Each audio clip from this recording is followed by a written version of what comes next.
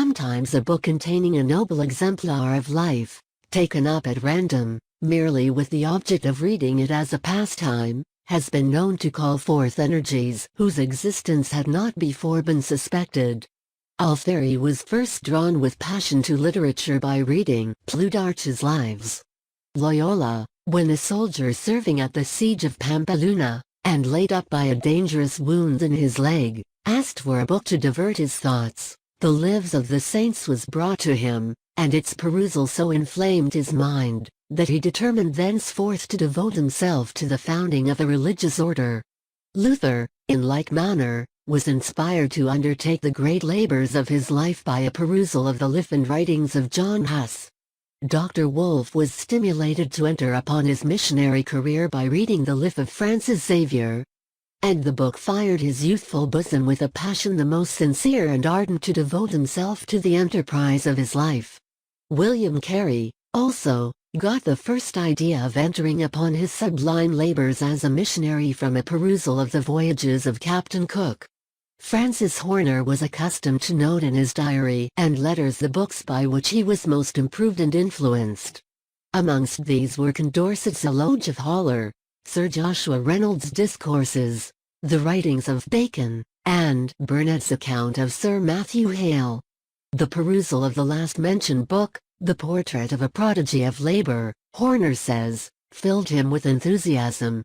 Of Condorcet's Eloge of Haller, he said, "I never rise from the account of such men without a sort of thrilling palpitation about me, which I know not whether I should call admiration, ambition, or despair."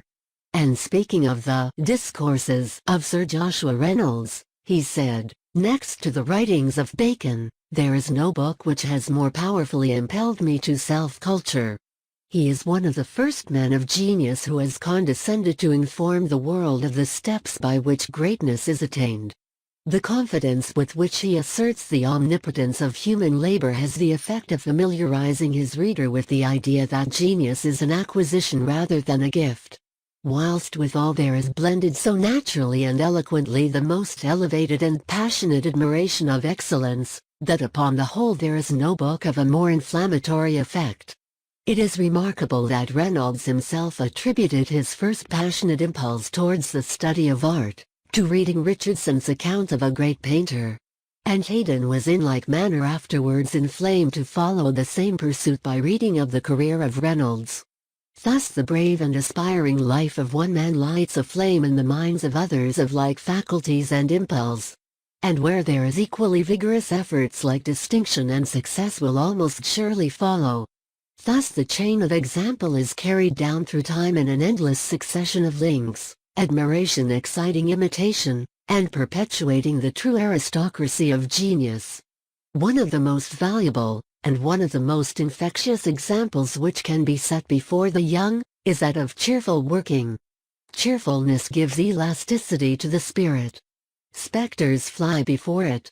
Difficulties cause no despair, for they are encountered with hope, and the mind acquires that happy disposition to improve opportunities which rarely fails of success. The fervent spirit is always a healthy and happy spirit, working cheerfully itself, and stimulating others to work. It confers a dignity on even the most ordinary occupations. The most effective work, also, is usually the full-hearted work, that which passes through the hands or the head of him whose heart is glad. Hume was accustomed to say that he would rather possess a cheerful disposition, inclined always to look at the bright side of things, than with a gloomy mind to be the master of an estate of 10,000 a year. Granville Sharp, amidst his indefatigable labors on behalf of the slave, solaced himself in the evenings by taking part in glees and instrumental concerts at his brother's house, singing, or playing on the flute, the clarione or the oboe. And, at the Sunday evening oratorios, when Handel was played, he beat the kettle drums. He also indulged, though sparingly, in caricature drawing. Fowell Buxton also was an eminently cheerful man, taking special pleasure in field sports, in riding about the country with his children, and in mixing in all their domestic amusements.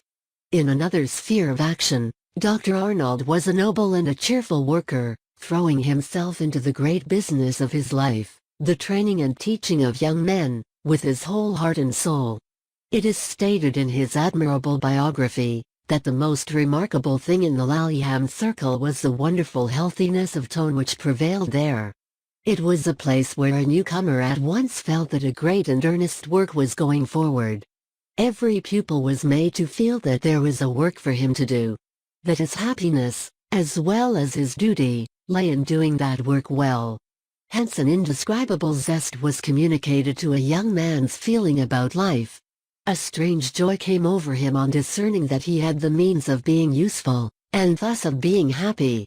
And a deep respect and ardent attachment sprang up towards him who had taught him thus to value life and his own self, and his work and mission in the world. All this was founded on the breadth and comprehensiveness of Arnold's character, as well as its striking truth and reality. On the unfeigned regard he had for work of all kinds, and the sense he had of its value, both for the complex aggregate of society and the growth and protection of the individual. In all this there was no excitement, no predilection for one class of work above another, no enthusiasm for any one-sided object, but a humble, profound, and most religious consciousness that work is the appointed calling of man on earth, the end for which his various faculties were given, the element in which his nature is ordained to develop itself, and in which his progressive advance towards heaven is to lie. Among the many valuable men trained for public life and usefulness by Arnold, was the gallant Hodson, of Hodson's Horse, who, writing home from India, many years after, thus spoke of his revered master: "The influence he produced has been most lasting and striking in its effects. It is felt even in India. I cannot say more than that."